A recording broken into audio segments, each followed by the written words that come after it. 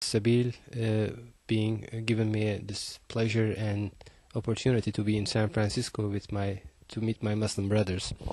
The importance of materialist philosophy, and Darwinism comes that these two philosophies are the broadest and most important current of thought today, which denies the existence of Allah and Allah's creation. That's the reason why Harun Yahya paid so much attention to defeat these two philosophies. Materialism is an idea which dates back to ancient Greece, maintains that the absolute existence of matter and denies existence of Allah. And as a consequence of materialist philosophy and under this influence, evolution theory came into the scene at the middle of the 19th century by Charles Darwin, who claimed that the life emerged by coincidences and all the species evolved from one to other species only by pure chance, and everything, all the living creatures are work of chance. So it basically denies existence of Allah, but against religion. The theory of evolution, or with its other name, Darwinism, is the so-called scientific supporter of materialist philosophy. And with the influence of materialist philosophy and Darwinist mentality, the whole values in the society are twisted.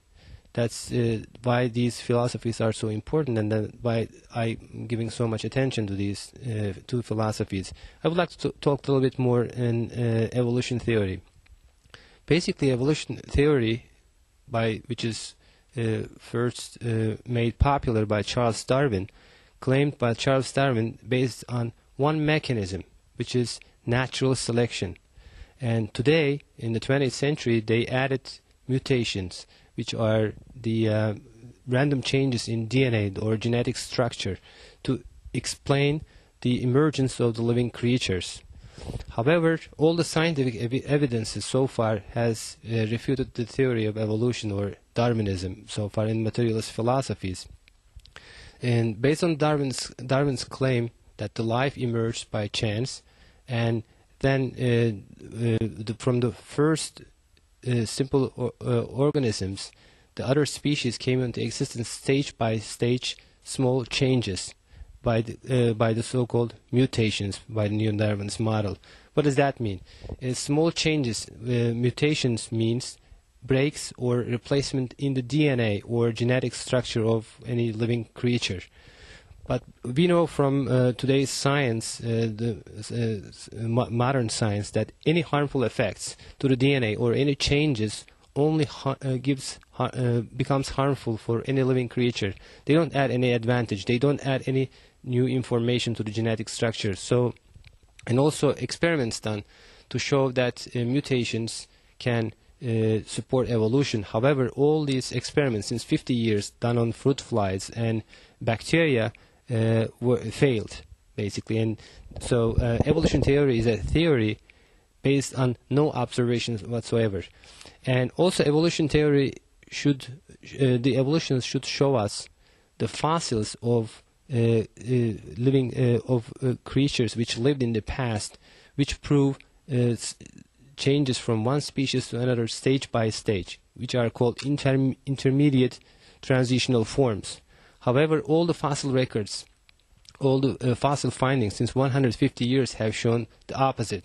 They showed sudden emergence of the living creatures in the oldest Cambrian layer like geological strata, the fossils. They showed that sudden emergence of the living creatures, and there are no intermediate transitional forms whatsoever. So that means evolution never happened. So the theory of evolution that shows unscientific fallacy. However, this brought the Darwin's theory was accepted with the primitive level of science in the 19th centuries and 20th centuries because it was shown as a scientific fact against which could show the non-existence of Allah, not God. That's the reason why it was supported so widely. And of course, there has been some consequences in materialism and evolution theory. Well, actually, the theory of evolution in some little minutes, of course, could not be explained fully, but I refer to the website of Harun Yahya. But let me just briefly repeat the statement of Darwin. He said that life is what he observed from the nature. He says everything is in conflict, an evident conflict, and then through this conflict, only the fittest can survive. To survive, you need to fight for it. I mean, there is a struggle, an endless struggle, and this is okay. He made the statement for animals, for the nature, but he added. He said that this could be applied to human races also. This point needs an attention, because once you're applying to the human races, he says there are some victorious one of these races. Some of them are favorite one. These are the whites, for example. He stated this way: against the Asian and the African races were lagged behind. That means war. I mean, that means the 20th century that we have left behind with millions of deaths is because of this conflict. I mean, this theory. When we go deep into the ideologies, for example, on the right wing, let's say so, of Darwinism is the fascism or racism.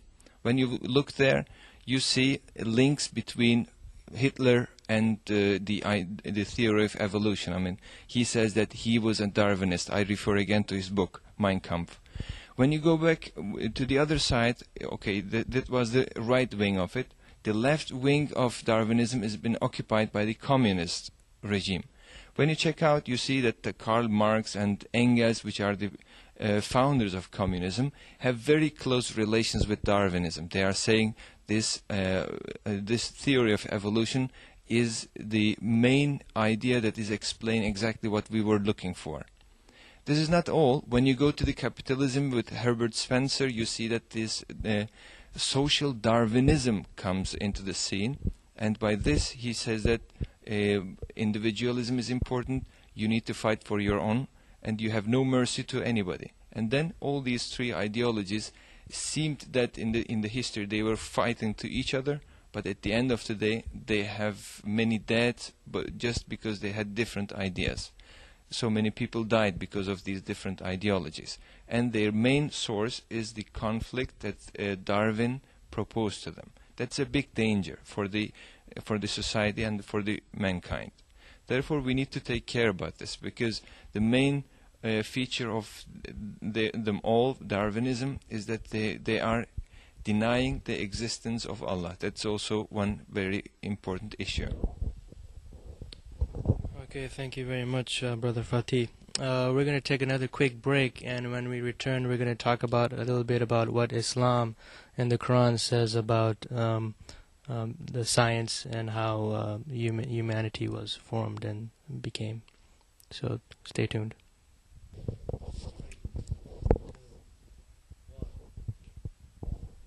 Assalamu alaikum, peace be upon you. Welcome back to the Muslim Roundtable. Today we're talking with two members of the Harun Yahya organization. We have Brother Fateh Kojaman, who is a sociologist, and also Dr. Oktar Babuna, who is a brain surgeon. And we were talking about the theories of evolution and how they deal with materialism. Let's talk a little bit with Dr. Oktar about what Islam and the Quran says about science and these theories. Well, over the last 2 centuries, the false idea has developed that religion is in contradiction with science, and in particular, the false idea that Islam is in contradiction with science has developed and also dominated the world since these periods. And I would like to discuss a little bit in detail these issues. I want to first make it clear that Islam is definitely not in contradiction with science. There are several reasons of that. One of the clearest demonstrations is that many Muslim scientists live throughout the history and great contributions they made to the world of science.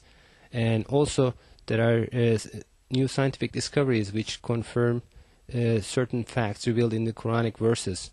And also Allah calls on people in Quran to research, study, and think about the evidences in the nature and around the world them. So I would like to discuss a little bit the Muslim scientists. In pre-Islamic era, the civilizations, the people lived in the Middle East were non-civilized people, and